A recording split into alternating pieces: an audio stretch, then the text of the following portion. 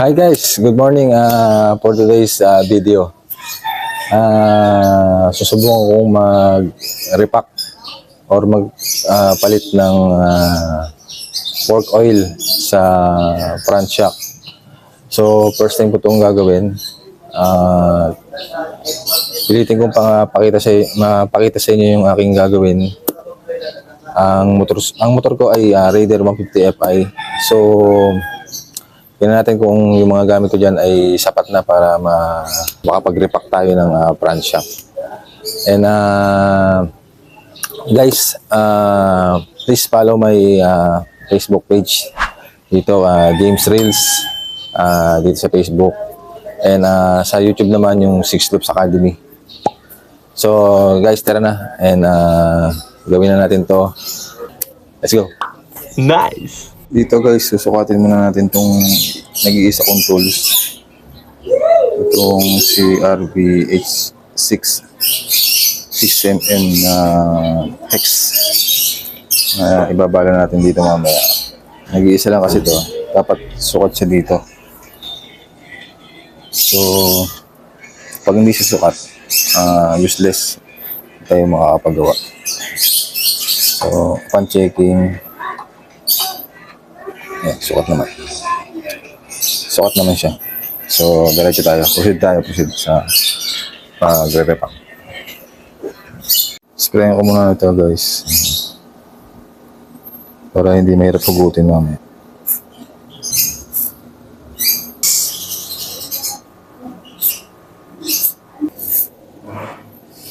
Yun na nga pala yung indicator niya. So, konti lang yung clearance.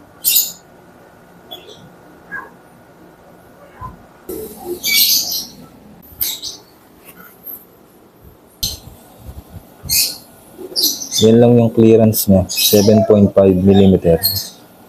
Tapos, dagdag pa natin yung mabilis siyang mag-compress. And minsan, pag may malalim na lubak, nalagotok talaga. Hindi ko na mapakita sa inyo kasi may nakakalang na doon. Pero, what I'm trying to say, talagang wala siyang masyadong resistance dun sa compression. Masyadong mabilis siyang mag-compress. Ang story kasi nito, naghalo yung magkaibang brand ng langis. So baka yun yung dahilan kaya mabilis siyang deteriorate. Wala pang 1 year. Wala, mga 8 months siguro, 6 months. Dalawang bagong langis na naghalo. Hindi ko na sabihin yung brand. Pero branded din naman siya. Problema, magkaiba sila ng brand at magkaiba ng viscosity or ng weight. Kaya siguro nag-deteriorate kagad. So, pagtanan natin ito. 15 ang weight niya. So, try natin ito pang daily. Itong gantong pork oil.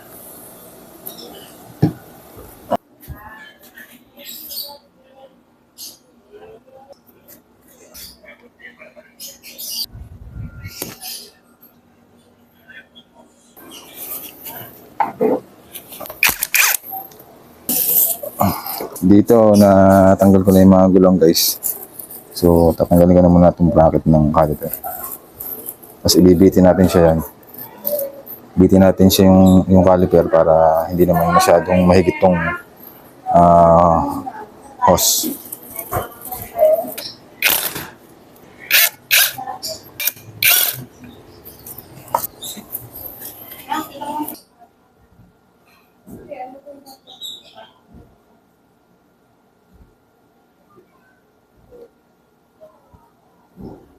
So dito, luwagan na natin to. Luwagan lang natin.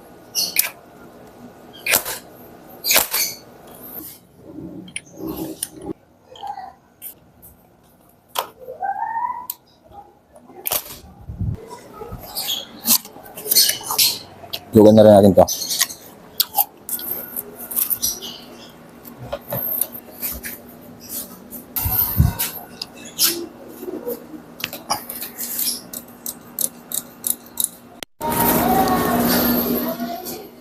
So, tanggal na rin natin to. Hindi na standard yung tornilyo ko guys ha. ano na to, yung GR5 na titanium. Mas maliit na yung ulo niya. 10 mm lang. Yung standard ata ay 12 or 14 mm yung ulo. Pero M8 pa rin. Ito 13 mm M8. Tingnan na rin natin.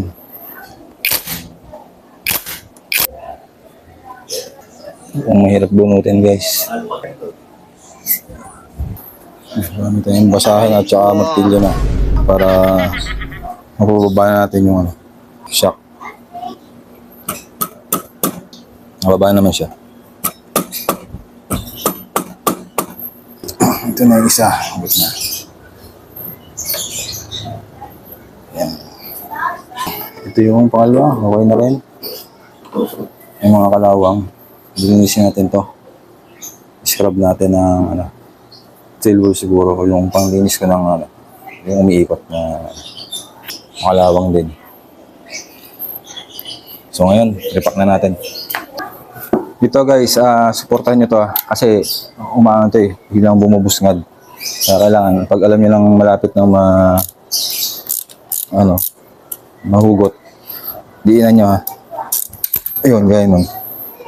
Dumulas. Nabusngad siya.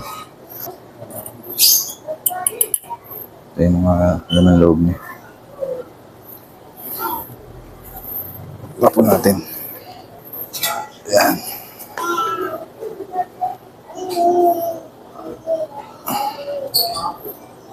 Hindi naman siya yung sobrang deteriorate. Kasi nga, wala pa itong 1 taon guys Wala pa siyang 1 year. Yun nga lang, magkaiba silang brand. Magkaibang brand yung langis na nandun. Sabihin ko na yung brand.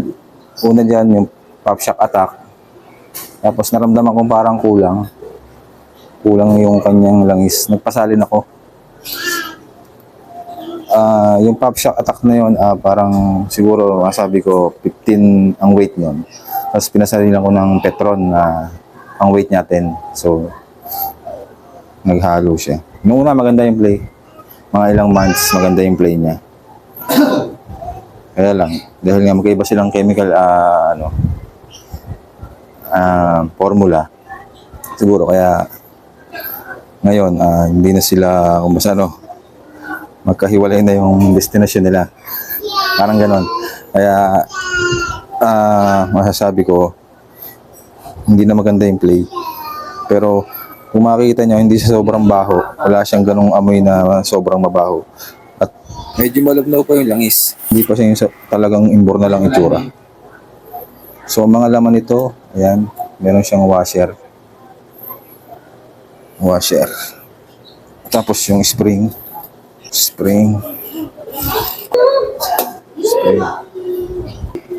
Ilinisin natin yan. Yung ilalim naman.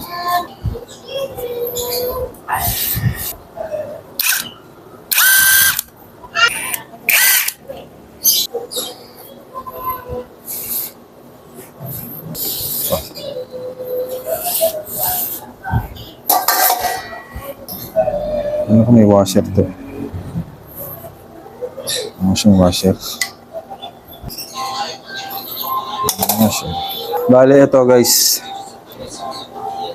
Hindi na natin to tatanggalin. Wala naman siyang tagas. Siguro subukan ko lang itong angatin tong oil seal para malagyan ng bagong. Tapos spray natin ito. Ito itong mga para matanggal lang siguro yung dumi. Tapos lagyan natin ng panibagong grasa yung ibabaw ng oil seal. Tingnan natin. Isin natin to. Ito guys tip lang para hindi kayo magkamali. Yung spring niya paluwag, pasikip ang lagay. Yung maluwag to. Yung kanyang pagitan maluwag. Habang tapos yung ilalim nasikip na. Yan. Kung makikita nyo sa camera. Yan yung tamang lagay niyan. Ito na yung pangalawa. Pangalawang tube.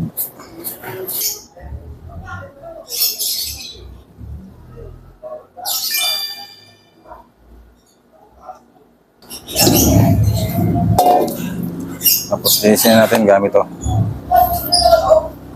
Pwede naman to. Tapos yan, nilinis muna natin yung palanggana. Diyan natin ilalagay yung mga pyesa habang pinasisiritan natin ito.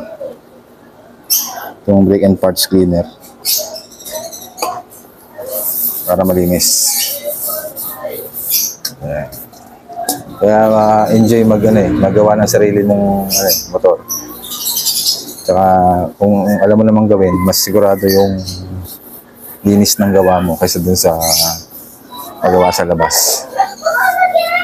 Tsaka siyempre hindi natin masisisi yung mga mekaniko, medyo mabilisan din ang gawa nyo mga yan. Diba, marami nag-aantay na customer.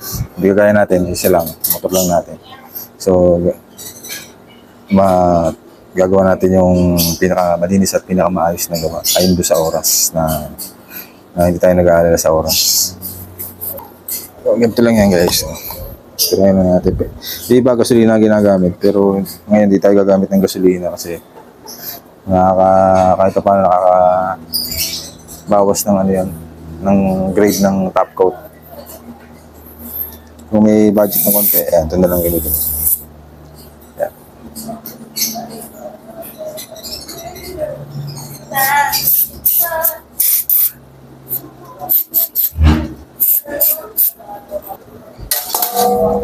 Sa mga spring.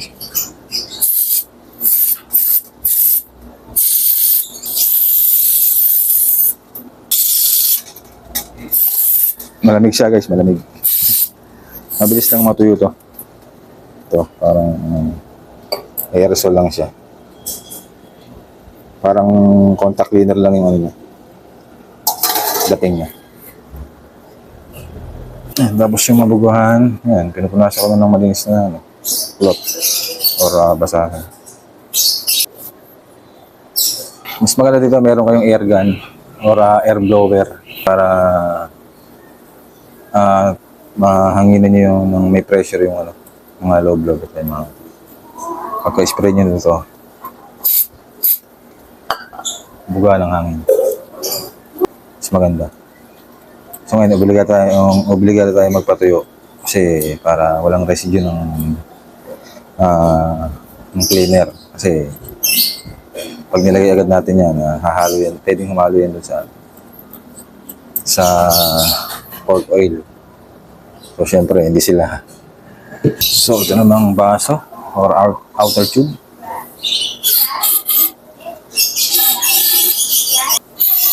Itong panlabas, ano na lang yan? Sabon na lang na pang motor gamitin natin.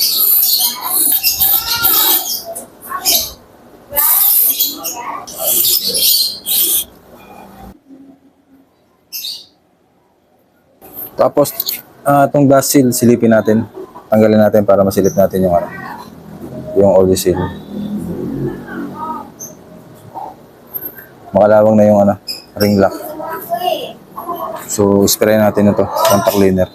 Paubos na kasi dito guys yung aking brake and parts cleaner kaya gumamit ako ng ibang alternative. Anything na pwede nyong gamitin na patanggal ng mga lumang langis or grasa-grasa na luma na or makalawang na area kahit gasolina kung di kayo maselan pwede naman yung gamitin. Tapos lagyan natin ng grasa pagkatapos wala pa naman siyang tagas. Sunod patan na natin yung ring lock sa next natin.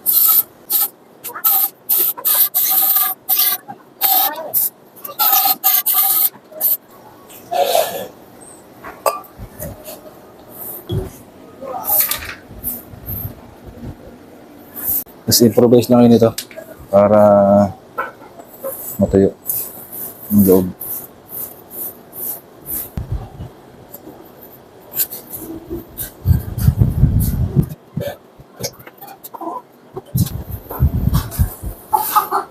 So ngayon, lagyan natin ng konting grasa.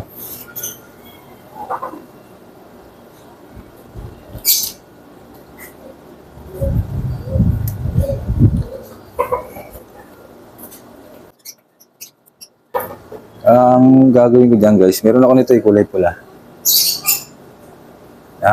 Hindi ko na kung yung pula ilalagay ko. Pero ang sigurado kong ilalagay yung sagring. Lalagyan natin siya ng indicator. Yung sagring. Para siyang o-ring na para siyang o-ring. O-ring siya na mag-indicate kung gaano kataas yung play, gaano kababa. Kulay-pula siya. So, pag-isipan ko muna habang nililinis ko kung yung pulang ganito yung lalagay. Yan, okay na. Nalagyan natin ng grasa. Siyempre, ito, lilinisin natin. Huwag natin kakalimutan yung inner tube. Masa ka ba? Ito ata yung pinakamahal doon sa lahat ng parts nitong pransya. Yung inner tube. What? Palong ang laki na. Ang laki ng palong.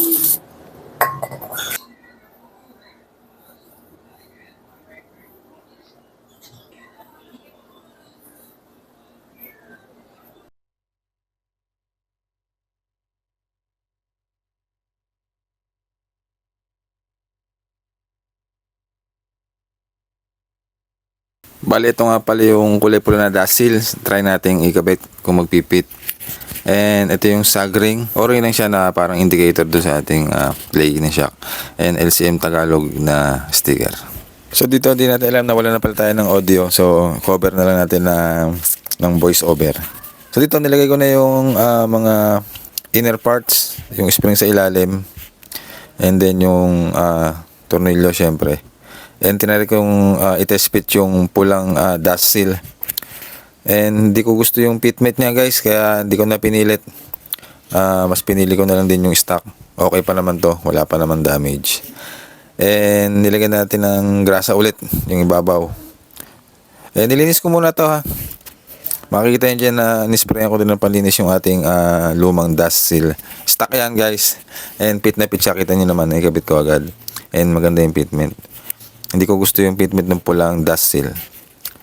So dito gumamit ako ng aluminum na panlagay dun sa antena. Nakakuha ko dyan kasi kailangan natin ng pangontra dyan para sara natin ng maayos yung ilalim. And ayan, pinakita ko dyan sa inyo na pinapakita ko dyan na nilinis ko yung dust seal syempre. Linis din yan. Dito kailangan nyo ng isang mahabang stick na bakal na papasok dun sa parang spring na maliit sa ilalim, yung una kong nilagay. Para may pangontra tayo dun sa pag screw or paglalak ng screw sa ilalim. Para may kukontra. Mostly kasi naikot yun. Iikot lang yun pag walang kumukontra. So yan, swerte naman at nakakuha ko ng aluminum na yun, na stick na mahaba na yun. And then dito, maglalagay na tayo ng pork oil. Gamit ko dito ay Phyto na 15W. Yung weight niya 15. And sasabihin ko lang sa inyo, huwag kayong gumamit ng ibang oil or hindi oil na pang suspension or pang front fork. Gamitin lang yung pork oil para sa ating suspension. Kasi dedicated dyan. Formulated yung pork oil para sa mga spring at sa suspension. So ito dito, pagkasalin ko nung fork oil, kailangan nating mailabas ng maayos yung hangin na nasa loob. Kasi pag magbabump yan or magre-rebound, kung may hangin, medyo hindi maganda yung magiging play niyan. Kaya kailangan bombahin yung tube or inner tube para at least lumabas naman yung hangin na naandyan sa loob. So dito guys, since natira dito sa pork oil natin 150, meron pala itong indicator. So ang gagawin ko dito, sasalin ako muna siya ng 100. So 100 din yung isa. So yung 50, matira 50 ml. Bahala na, doon ako mag-add. Bilis-bilis hatiin. Kasi parang hindi accurate yung aking takalan. So dito, magtitira na lang 50. Bahala na ako kung ilan na lang yung i-add kung doon sa 50, hatiin ko na lang kung tig 10 na lang o tig 15 ml. Basta ngayon, maglalagay tayo ng another 100 ml. Ito dito sa kabilang fork.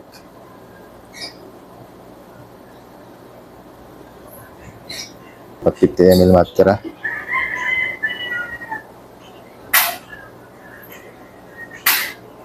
Ito.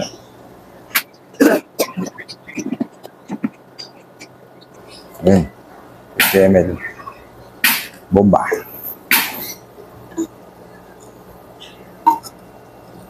So ngayon guys, nag-decide akong tigisan takip na lang yung dadagdag ko. Tigisan takip. And then, papass forward ko na to. Doon sa nakakabit na yung shock. Papakita ko na lang yung play.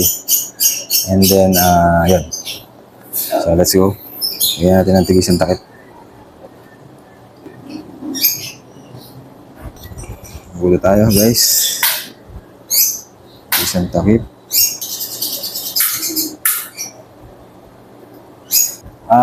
Disclaimer lang, ano tong ginagawa ko, conventional repacking lang, hindi yung advance, para lang ma-experience natin at matuto tayong mag-repack.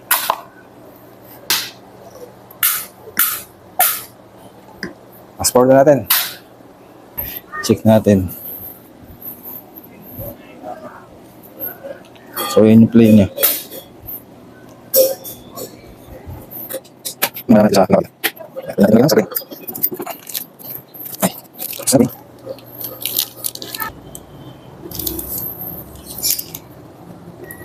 O, diba? Sabi mo siya.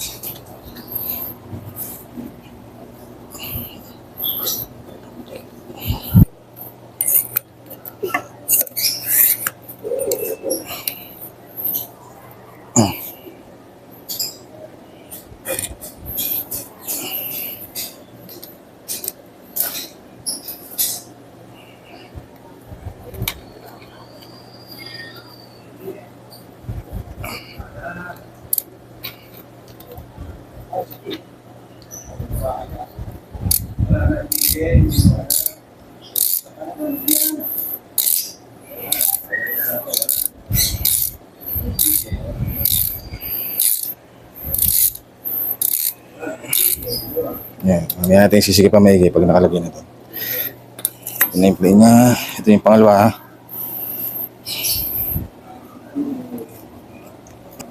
Malalaman natin yan pag nakakabit na. Linis muna. Tapos tingnan natin kung lalagyan natin ng ito. LCM suspension Tagalog.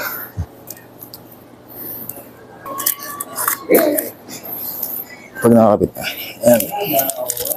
Sagring. 25 mm by 3.1.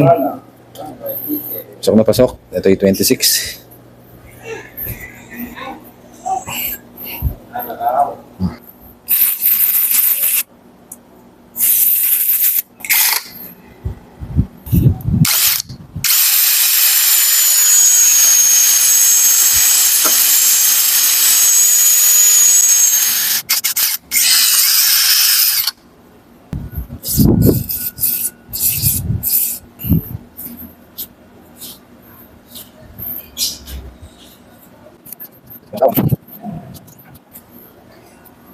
Yun.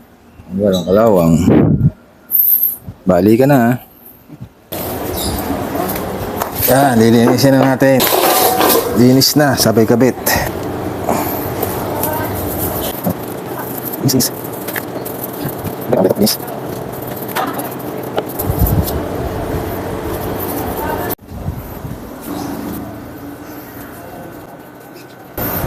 Makalagyan natin yung sticker dito.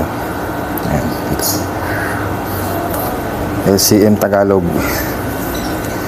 LCM 27.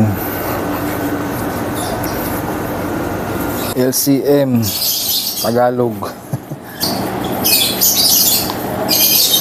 Natin. Ingat lang, napupunit. Oop, muntik na.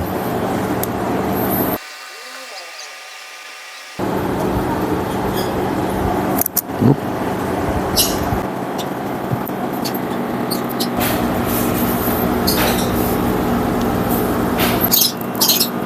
Legit naman, no? So, ooh.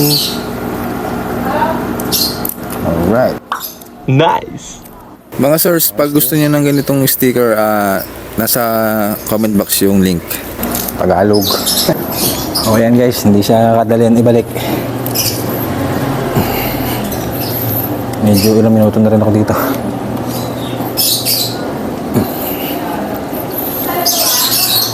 Zero kasi to. Walang clearance.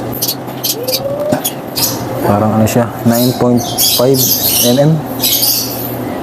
Okay na.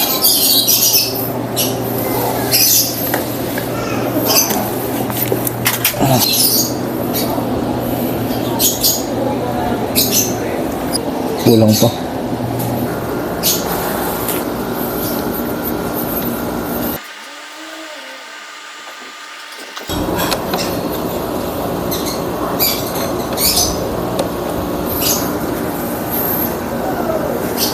Dito mga source, kailangan prelim maipasok natin yung axle para walang sabit at saka malaman natin na talagang pantay yung dalawang front forks.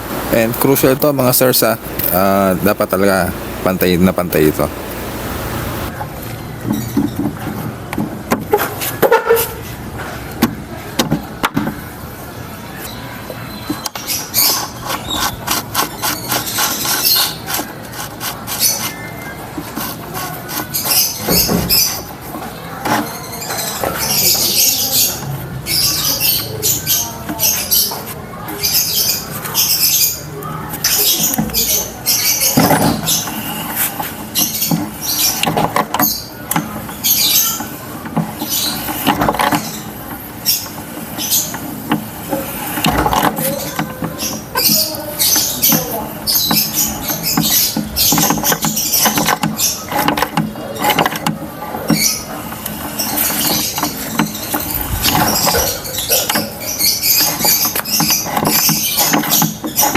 Ayun, so okay na sa akin tong ganitong play.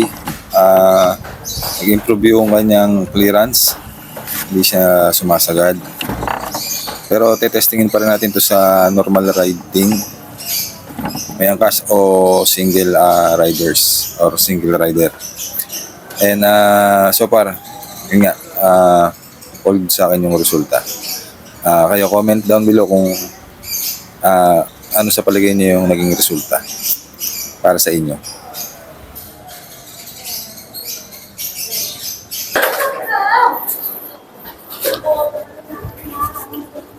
So ito guys na yung ano niya, final clearance. Ba't ko nasabing final clearance niya na to? Kasi tinesting ko siya ng ako lang, and then yung may angkas. So nakita ko malaki yung naging difference niya doon sa dating clearance niya. Saktong-sakto lang, hindi siya sobrang matigas. Ika nga, pan-daily pa rin yung feels niya. Pero susukatin pa rin natin siya. So, try natin sukatin.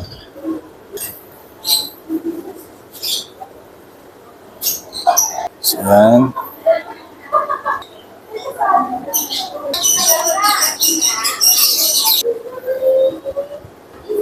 $13.5 yung dati niya, parang alam ko 8 or 7.5 lang ata. Ano lang yung play niya? 7.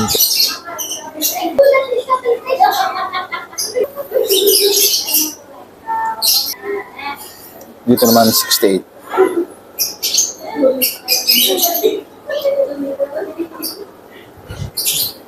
So yun ang naging ano niya.